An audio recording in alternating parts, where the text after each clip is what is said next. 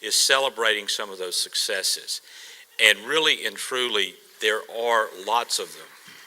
Y'all hear the clapping behind me. That's our Star Student program that's taking place. Over 300 Star students, the largest group we've ever had. Very bright, talented individuals that are graduating from high school in just a couple of months. That's going to be our future workforce. So when we get into workforce, we want to talk about things that are going to matter, things that are going to make a difference, and more importantly, jobs that are available and how we fill them. We've got a wonderful panel this morning.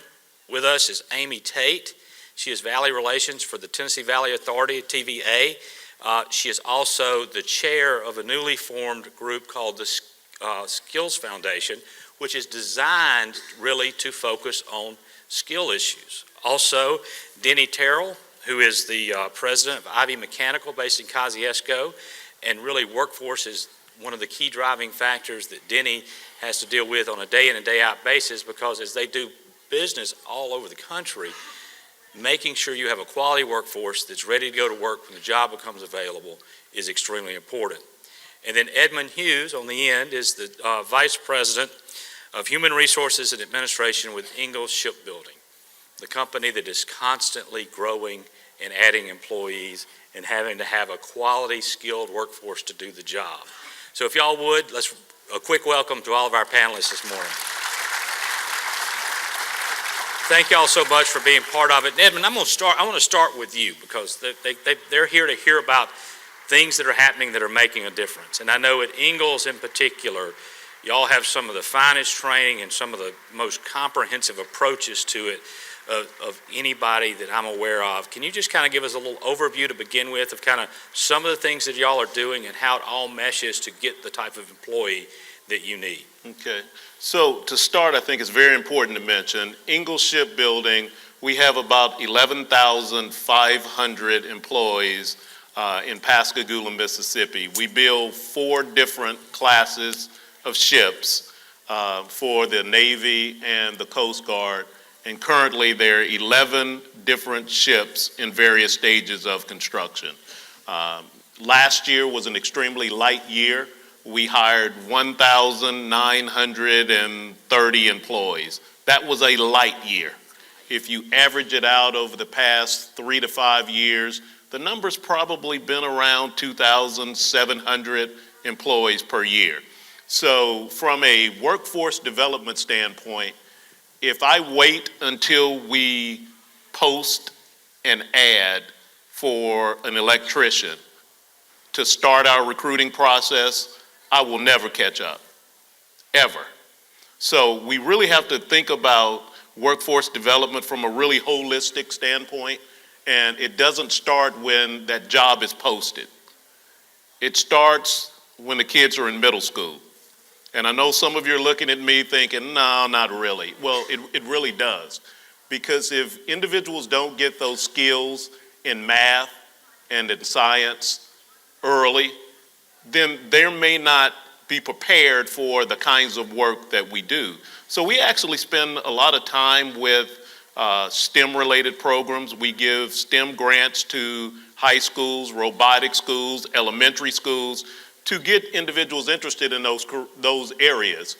The other part of it is we, on a regular basis, have engineering weeks and get middle school students in. We participate in programs like Pathways to Possibilities that they bring in 8th grade students on the 6 coastal counties, allowing them to look at a lot of different areas, but we focus on that manufacturing track for 8th grade students. If they're high school students in their career vocational programs want to come to the shipyard, we give overviews of Ingalls Shipbuilding, who we are, what we do, how much you can make, because that's always their first question. And students, you ask them how much they want to make, they say, I want to make $1 million. And you say, what are you going to do legally to make $1 million?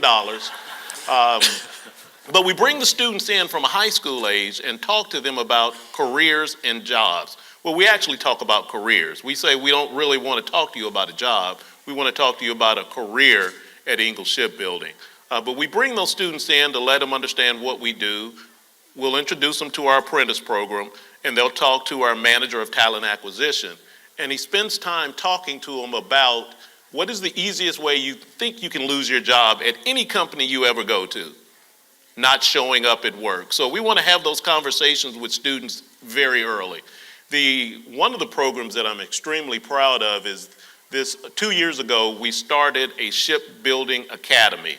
So think of your career vocational, diesel mechanic, culinary programs. We started one up in shipbuilding. So now we have students who, if they're interested in a career in shipbuilding, when they're in high school, they come out to the shipyard. Our instructors actually teach the courses. They can get credit for these courses. They can actually get some college credit for the courses. But that's probably one of the programs that I'm most proud of, because 5 years from now, 10 years from now, how many students can we have in that type of program? Now, the cornerstone of our workforce development strategy is our apprentice program. Currently, we have 734 apprentices in 15 different trades. Those programs are anywhere from 2 to 4 years in length. This year, we'll probably add another 230 or so apprentices, so the program will be about 900 students. That is the primary kind of workforce development program that we have. But that just gives you some idea of what we do at Ingalls Shipbuilding. I want to talk, just to get you to expand for just a minute on the apprenticeship program, if you would. And the reason is, y'all have been kind enough to ask me to come down on several occasions to be part of a graduation for the apprentice class. Folks, let me tell you, they do it right. They celebrate the success that these men and women have achieved in their effort through the apprenticeship process. But it's also a very difficult program to get into. If I recall, it's harder to get into the Ingalls apprenticeship program in terms of the percentage of folks accepted than it is to Harvard. So last year we had, I believe, 200, I'll say anywhere from 250 to 290 individuals who are actually accepted into the apprentice program. We probably had about 7,000 applications for those 250 spots. So I think that's roughly 3% if I'm doing back of the envelope HR math in my head. But it's a very competitive program, and you have individuals that I was talking to some students at the last graduation and just asked them, what were you doing before you decided to come to Ingalls? One individual was a bartender. One individual worked as a concierge in DC area. One kid was straight out of high school. So, we will, if individuals have a desire to learn, the requisite skills, willing to work, we're willing to invest and make them shipbuilders. Now, the other important piece of it is the journeyman craftsperson in our organization. The base wage is about $26 an hour. So it's a pretty well-paying job. And they really, just the fact that they have an opportunity to be with their families, to get this recognition, is really an amazing day. So, y'all do a wonderful job with that. I just want to point that out. Denny, you also have to be looking for employees at all times, but part of that becomes the ability to create partnerships to create skills. I know y'all have been working very closely in Kosciuszko with your community college there to develop this process. Can you tell a little bit about what you're doing and what the successes have been with that? Sure. Real quick, Ivy Mechanical is a mechanical construction company, and we're headquartered in Kosciuszko. We have an office in Jackson, but we have 10 offices across the southeast. So we've got right around 1,000 employees, and about 90% of our work is outside of Mississippi, but about 250 of those 1,000 employees are from Mississippi, and primarily from Kosciuszko, Attala County. So, one of our challenges is our projects move. Where we need the people moves, and in our history, if we had a $20 million mechanical hospital somewhere, we would send our superintendents and their core group, and then we would hire locally wherever those jobs were, and to fill the need. And now the need's not there. It's not anywhere out there. So there's two things that we've done as a company over the last 5 or 10 years to kind of combat that. And one is do more prefabrication. So prefabrication means that we assemble more pieces together before we go to the job site. So we have fabrication shops in Kosciuszko for all the trades, and we've eliminated over 50% of what field labor is or used to be in the field, and now we do that in Mississippi, and we ship it out all over the Southeast. So we've eliminated a lot of the need for that skilled labor out there by doing that. Another thing we've done is we've added a lot of swing crews. So what we call a swing crew is it may be a sheet metal or a piping or plumbing crew, 5 to 7 people. I think we're around 22 or 23 of those right now, and they make up about 150 people. And we send them out from Kosciuszko to wherever the projects are. We've got about 8 or 10 of those crews in Asheville, North Carolina right now on a mission hospital project. Boy, I'm sorry. So that's kind of the two things that we're doing now. So one of the ways we continue to promote and train and get our apprentices going through the apprenticeship programs into journeyman levels is we partnership with Holmes Community College and the Tallawin Job Center. And so what we're doing there is Holmes provides the facility and the instructor, and then everything's facilitated through the Wynn Center. And Ivy's agrees to employ the students at the time the class starts. So we'll employ them, give them full benefits. They'll go through an Ivy orientation the first morning, and they'll go through a 10-week class. And after that 10-week class, they'll be approved as level 1 apprentices in whatever trade it is. So we did one of those. I think we finished one in August. It was a plumbing. We had 11 in the class. When it started, we had 11 that finished. Some of them went to swing crews, and some of them went to our plumbing prefab shop in Kosciuszko. And today we still have 9 of those working. The other 2 had, I think, some law issues. It wasn't because they really wanted to leave. But 9 out of 11, when we were running programs like this on our own, we would be lucky when the class ended to have half of them. So it's a really good partnership. Holmes and the Wynn Center through the Department of Education, they really know what they're doing. So we're actually in a 3rd week of a class another plumbing class right now. So that seems to be working really well for us. But that's a key part. The retention process is got to be a vital part of what y'all are able to do in terms of planning, running your company, knowing that you've got the workforce you need. So, I mean, obviously, can you talk a little bit about why getting those folks trained is one step, but then keeping those folks on the job is a big part of that process as well to be successful, right? It is, and one of the things we do, we continue training. I think 4 cents for every man hour goes towards training that we'll spend every year, so about $500,000 goes just purely to training. We've got 13 certified instructors that continue the training, that'll move them whatever levels they are as apprentices all the way till they're journeymen, and we give salary increases and bonuses every time they hit a level to keep them pushing through and doing those kind of things for retention, and it definitely helps. Now, Amy, you just took over the role of chair of the fairly newly formed Skills Foundation. Tell us a little bit about what the Skills Foundation is and what it was created to do. Well, we're going to find jobs for Denny and Edmond. So, no, we are a new organization, and as you know, if you've heard this morning, Mississippi and the U.S., there's a deficit of skilled workers.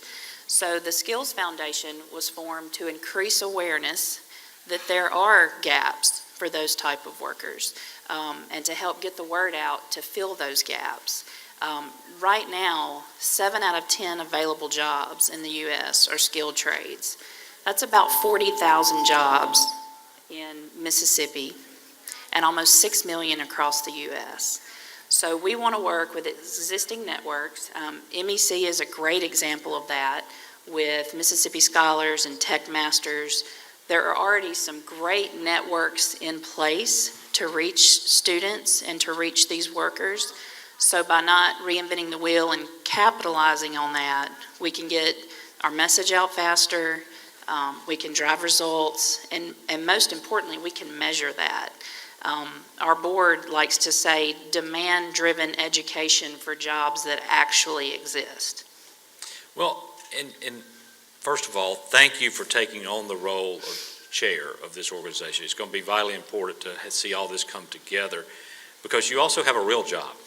Yeah. and that's with TVA. So you kind of get to see it from two perspectives. What are some of the things in your position at TVA that would help you kind of look at what some of the challenges that we face and how do we turn those challenges into opportunities? Well, in North Mississippi, where I live and work, there are already some really great examples.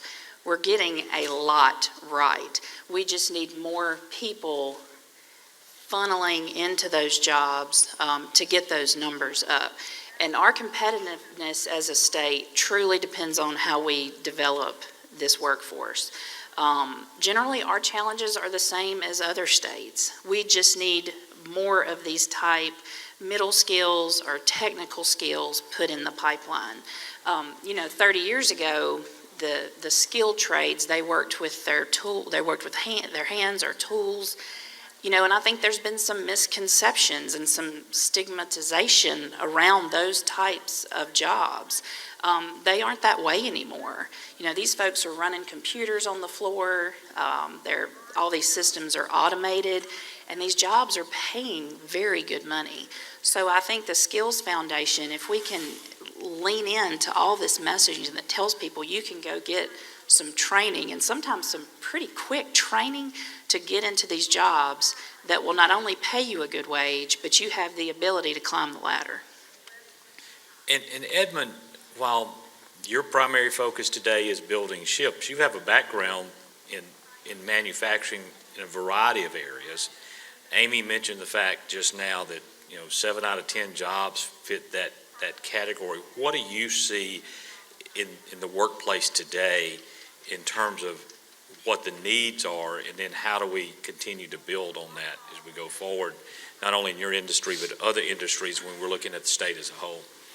I think one of the important items that we have to look at is, as you said, most of our jobs are those craft-related jobs. If we have 11,500 employees, over 7,000 of those individuals are craft, but we also have a doctor, we have lawyers, we have accountants, we have buyers, we have photographers, we have event planners, we have subcontract administrators. So you really need that total gamut. So I need those individuals who truly do want to work with their hands on a daily basis, and you will work in the elements, and sometimes it's hot, sometimes it's cold. But I also need the pipeline from the colleges and the universities around the state to supply our engineers, HR professionals, lawyers. So we really need a combination of all of those things working across the state. So it's important for us not only to work with the community colleges,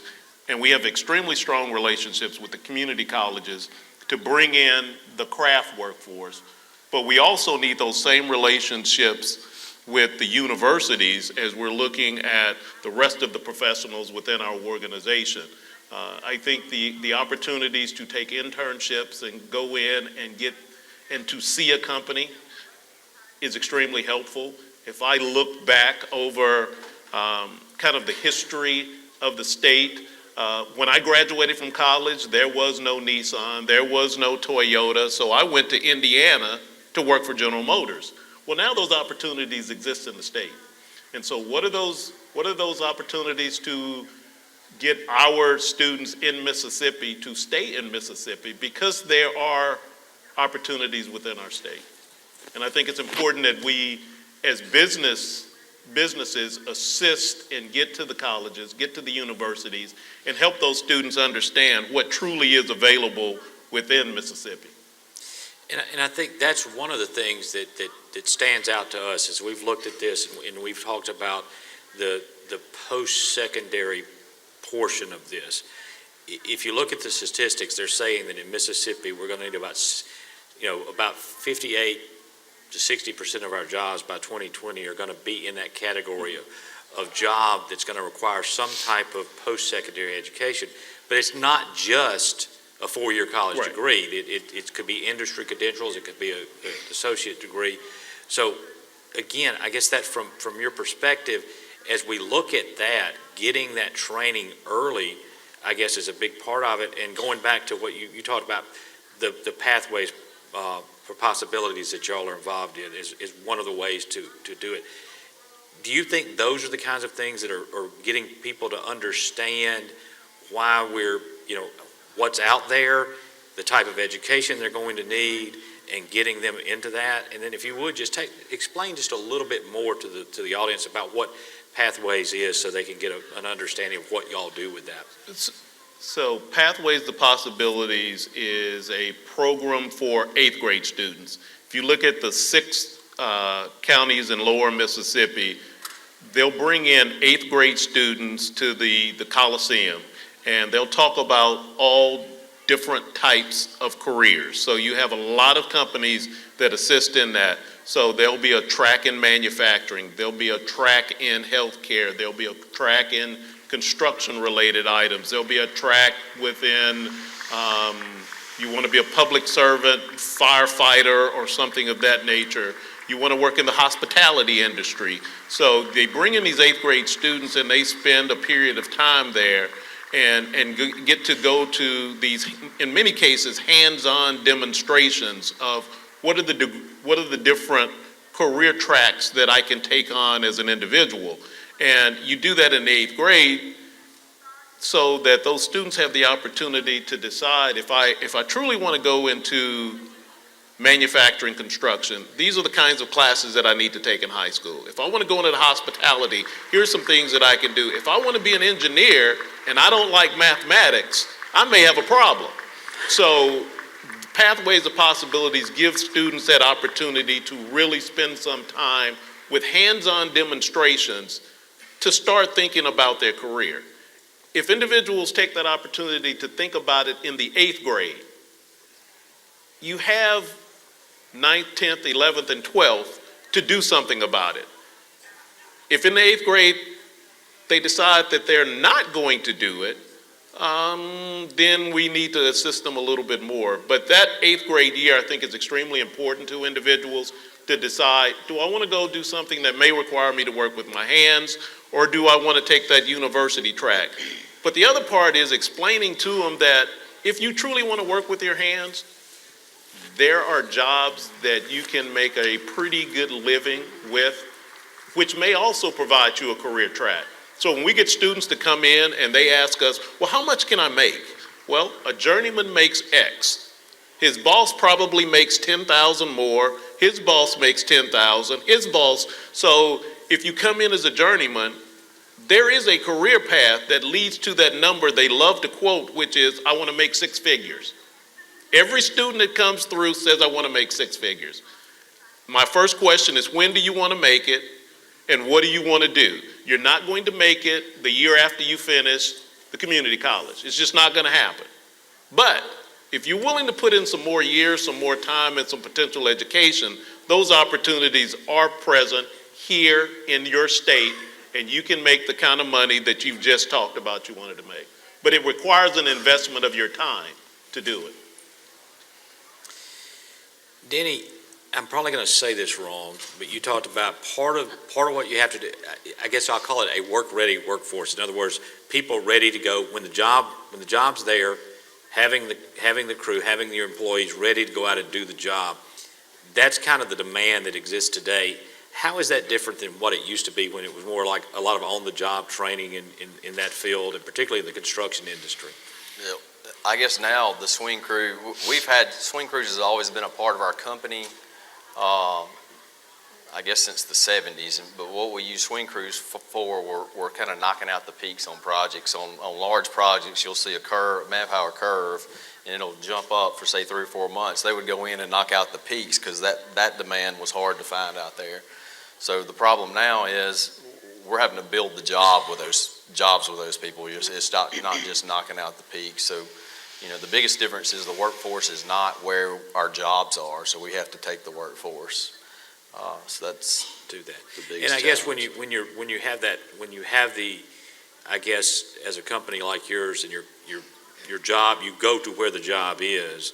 It doesn't really give you a chance to build up over a long period of time this workforce that It makes it very challenging because we've grown 10 to 15% the last 5 years, so it's been easier because as we've just been able to steadily increase our workforce and all the training that goes with it. So it's fine when that's the case, but when you're kind of up and down like the construction business generally is, it makes it very hard because when you lose people, you usually don't get them back. So. We know there's a lot of, Amy, there's a lot of different areas out there that need some type of workforce. Mm-hmm. In the work with the Skills Foundation, what are you seeing are the highest demand jobs that are out there today in Mississippi? So Mississippi has recently gone through a pretty in-depth process with the 4 workforce development areas. So the target has been named. We know what we need to go after. And now some of these, of course, will vary by region to region. Manufacturing skills, and that's one that ranked in all 4 workforce areas. So industrial maintenance, things like that, engineers, mechanical, electrical, IT, programmers, coders, healthcare, of course, nurses, lab techs, energy, which is what I'm a little more familiar with. You know, we need folks to run those plants, and we need linemen to keep the lights on, and a pipeline of those folks. And then logistics.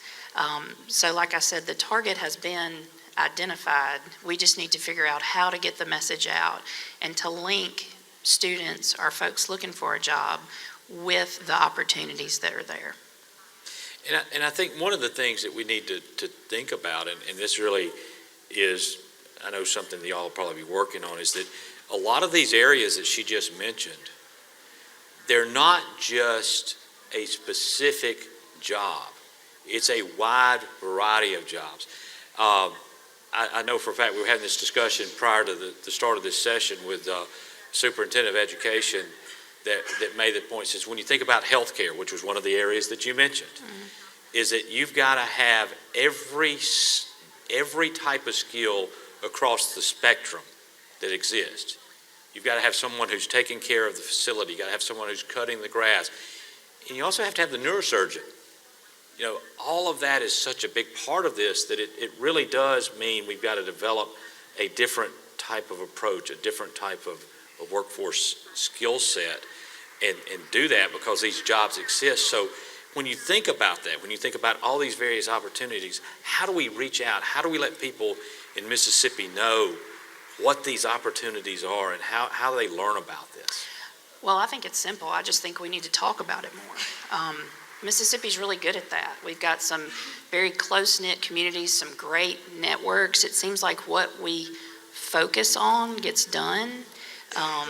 You know, the 3rd grade reading program was an example. I mean, things that we really hone in on seem to get done.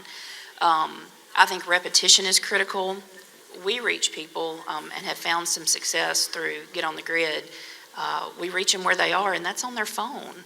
A lot of these kids, they're scrolling, you know, they're seeing these ads on all these social media applications. So I think the more ways they get this message, the better, from more people. Here's a staggering statistic that I saw yesterday.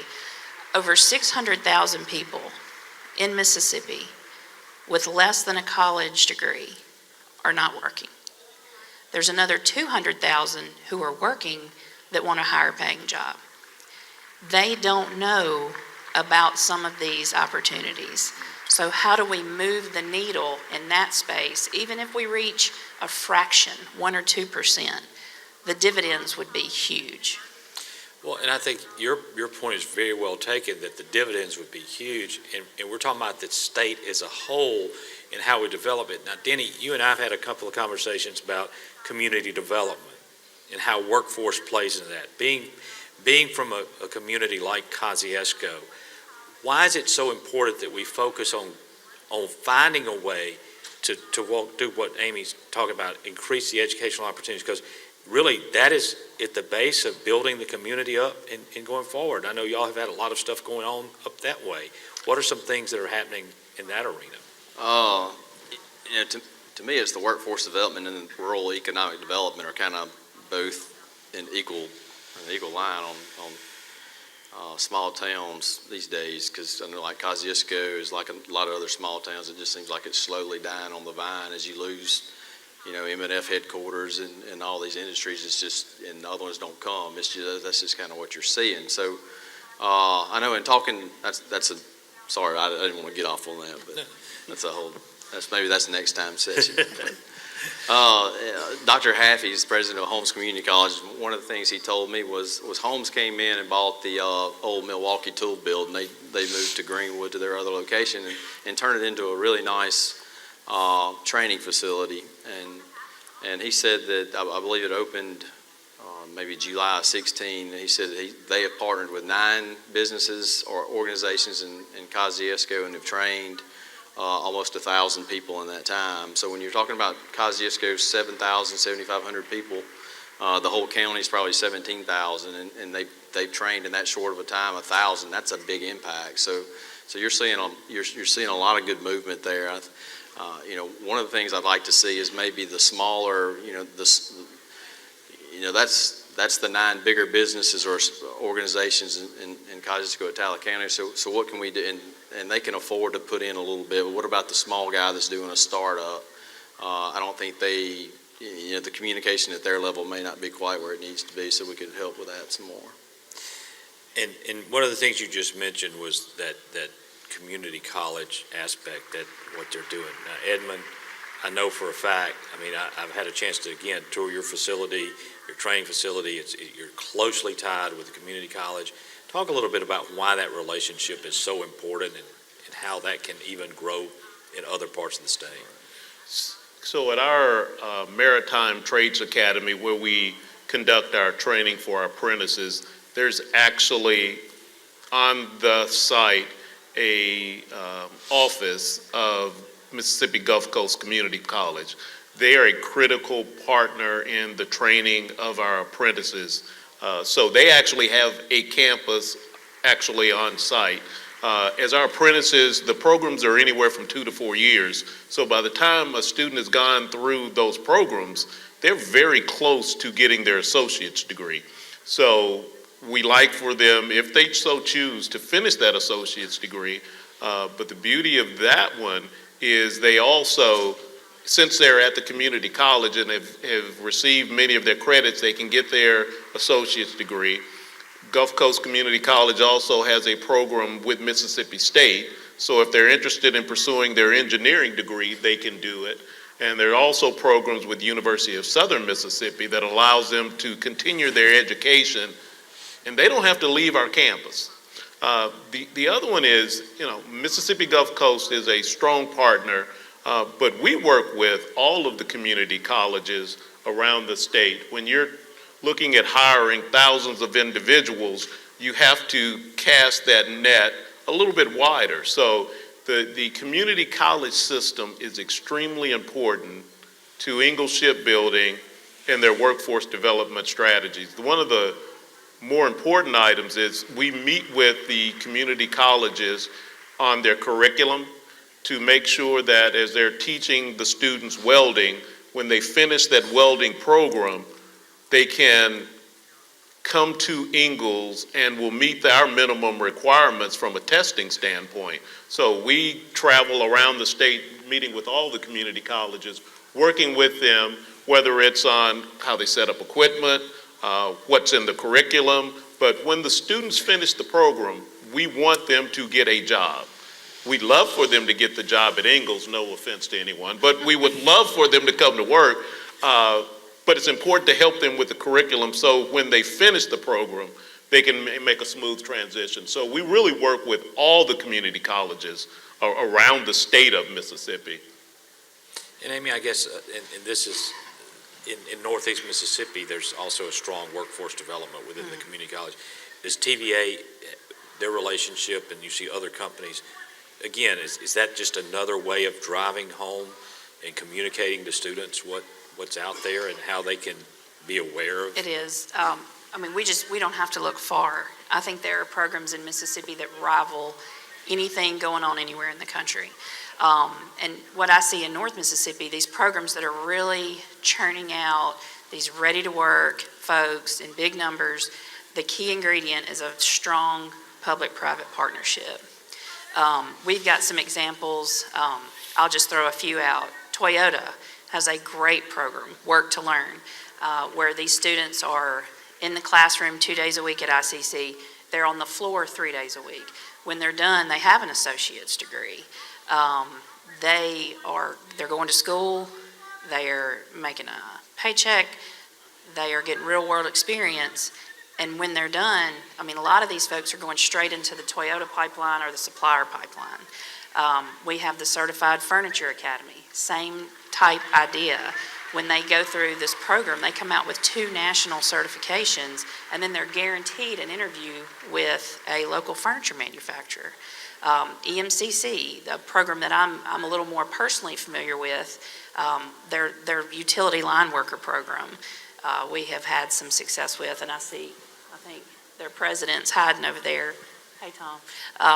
But these folks are going through this program, 22-hour program, and then they're getting straight into the pipeline to go to work for their local power company, a co-op, Entergy, TVA, Mississippi Power, these great jobs, and they're ready to go.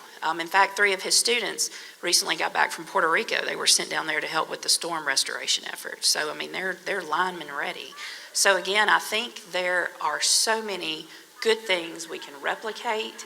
There are programs that are working. We have got to figure out how to link people with those programs. And I think that's, again, that comes back to that coordination at every level, from K-12 to community college to IHL and then lifelong learning. You know, Denny, you talked a little bit about that. You got to constantly train. Why is that so important? I mean, things change, technology changes. It's just a matter of making sure you're ready to go.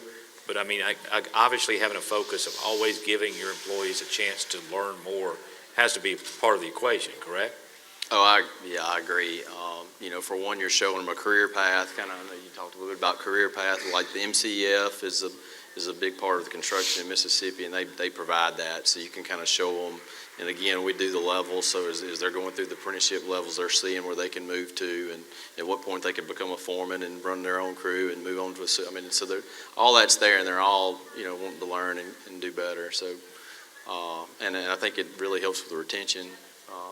The more we train, the more. I mean, I think we've got about 60 employees that have been with Ivy's for over 30 years right now. So it's good help.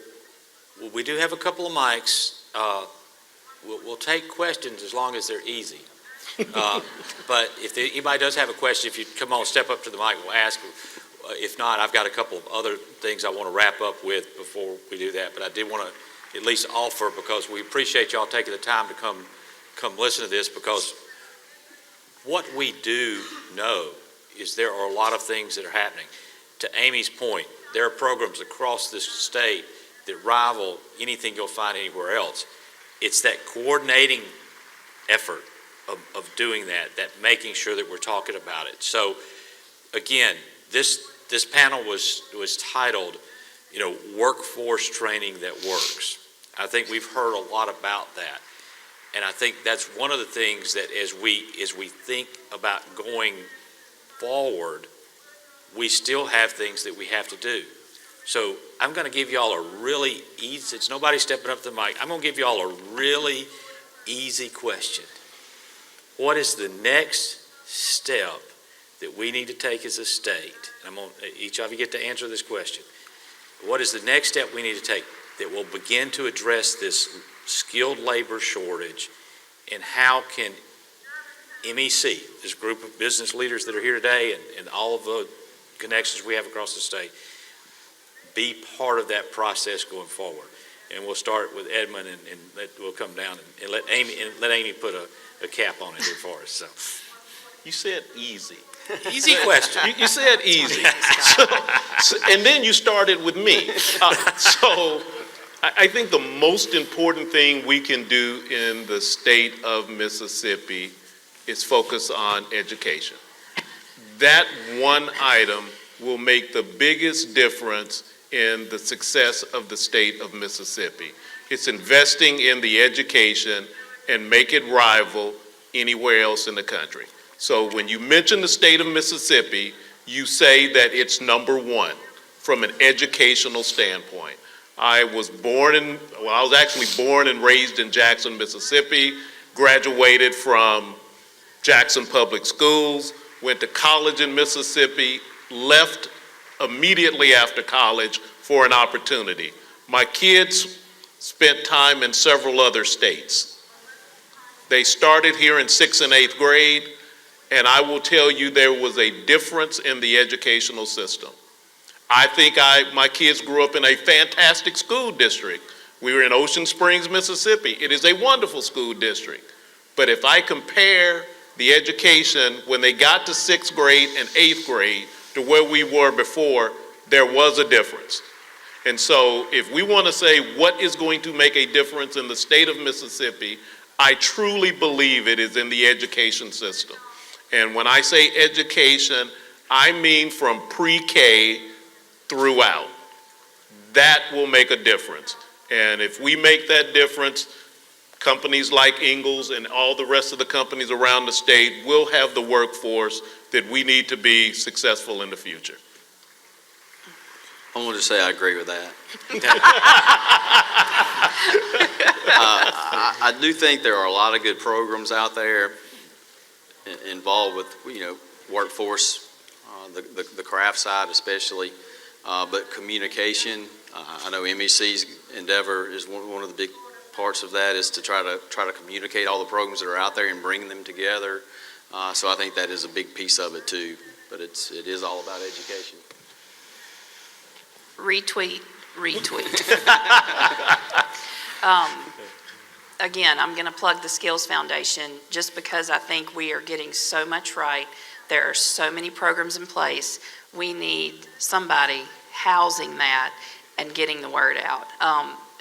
Get on the Grid, Mississippi Energy Institute, which is really how the Skills Foundation came to be. They had so much success with Get on the Grid in the energy sector. They said, hey, let's open this up to these other sectors.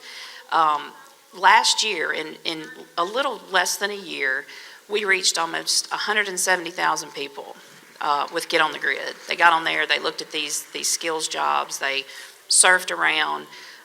We were able to connect 4,000 people directly with training at the community colleges. I mean, that's moving the needle. Those are the kind of things we need to do. So I think, again, the more we talk about it, at MEC, at MMA, at these other organizations, I think it's going to gain some steam and that the Skills Foundation can really lean in and have an impact. Well, and I think that's what I'm excited about, the opportunities. I mentioned this earlier. Oh, I'm sorry, Chuck. Well, you go ahead and finish now. No, I was just going to say coordination is a big part of that, but I'll let you ask the question and then we'll. Okay.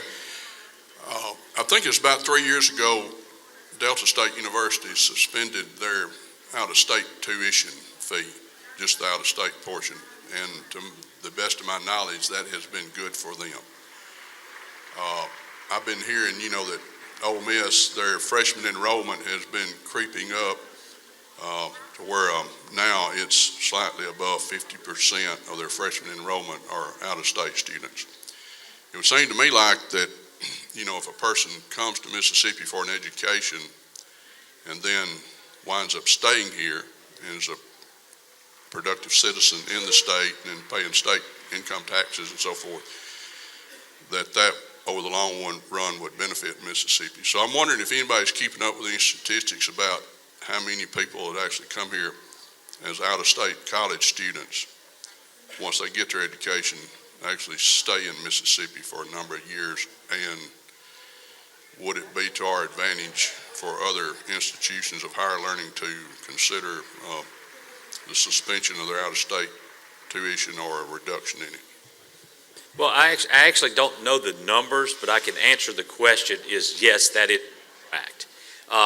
The NSPARC up at Mississippi State actually tracks the number of students as they come into our university system. It's called the longitudinal data system. I probably said that wrong, but actually it's something that they do. They do track those IHL students. I don't have the numbers to be able to tell you exactly how many stay here, but on average, about 60 to 65% of our graduates stay in the state of Mississippi, which is about the national average. So The question is how many of those are Mississippians, how many of those are people who've come to Mississippi and decided to stay. I don't know the answer, but I do know it's somewhere in that 60 to 65 range. I think to your point, yes, if we can attract students here to go to school, if we can then allow them to have the opportunity to get the education, figure out what it is they need to do while they're here, partner with our businesses to move into those jobs, we have an opportunity of keeping those. I know that we talked about auto manufacturing. I see Steve sitting here on first row. He and I have had conversations about the needs for engineers at Nissan. Those are the people that we can get here, get them trained, and get them into the jobs. That's where we stand the biggest chance of really seeing the advantage of it as we go forward. So I think that's one of the things that as we talk about this workforce, how do we then take the capabilities of our educational system, getting back to what Edmund said, number one, it has to be a lifelong learning from pre-K all the way up. But we have to take advantage of the fact that our universities are economic drivers in this state, not just in producing graduates, but they're economic drivers in research, in providing the resources that are necessary for our businesses. And I think that's another, in many ways, untapped opportunity for us to really focus on how we can really build a stronger relationship. We're talking about today a lot of things in the skills area. The community colleges are really focusing there. I think we have also an equal opportunity with our universities to kind of tap into some of those things, because I think everybody, and y'all tell me if I've got this wrong, these aren't jobs for your folks at Ingalls. These are careers, right? That's our focus. We want it to be a career. It means that they start here, but they get a chance to continue to get education up the ladder. Why is that so important? I mean, it comes back to retention, other things? Yes. So, One of the best examples that we have is the apprentice of the year in one of the trades is now my peer, and he is the vice president of operations for our organization. He started off as an apprentice. And so when you talk about the apprentice training and what it gives individuals, several years down the road, the guy is running our operations organization that has 7,000 of our employees. That's a career. before we wrap up, I want to give, I've asked all the questions. I want to give you all an opportunity. You can either ask me a question or either have kind of closing comments as we get ready to wrap up. But is there anything that I missed, anything that you want to add to talk about that we need to be doing differently? Or then I'll turn that around. Is there anything you need to ask us at MEC of where we stand and what we need to be doing? Did I stump you? Yeah. You're doing everything right, Scott. I'm doing everything right? Okay, I'll take that. No, I'll take that. In all seriousness, I do want to close by just saying a couple of quick things. First of all, let's give these guys a hand real quick.